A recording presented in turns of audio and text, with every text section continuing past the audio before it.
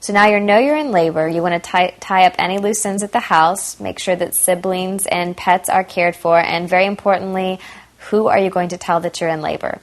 So first I want to just focus a little bit about on the house. You just want to make sure that you let a neighbor or somebody know that you're going to be gone for a few days so your mail can get taken care of, any newspapers can get taken care of. Also, if you have pets, you need to make sure that someone's going to feed them and take care of them for a few days while you're gone. You don't want to have to come back and take care of that.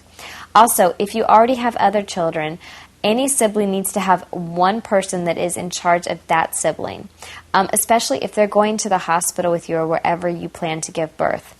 They are probably at some point going to want to leave the room. They might be hungry, they might be tired, they might be bored, they might be scared. Also, you might decide at some point that you do not want that sibling there anymore, and you want to have somebody that can take them out of the room. Now, when a woman goes into labor, she usually gets really excited and wants to call and let people know. This is not always the best thing to do, though, because labor can last for a long time. You can be in early first-stage labor for up to 2 days sometimes. So really, really pause and think about, who do I want to let know that I'm in labor? Whoever you let know, it's going to be like a clock starts ticking in their head. And your friends and family are going to want updates, and they're going to want to know as soon as that baby's born. And if a day goes by, and if they haven't heard from you, and they call you up and say, well, where's the baby? And you say, oh, we're still at home, I'm still in early first stage, they're not going to know what you're talking about. And they're going to think, you know what, you need to get to the hospital. And then they're going to start worrying.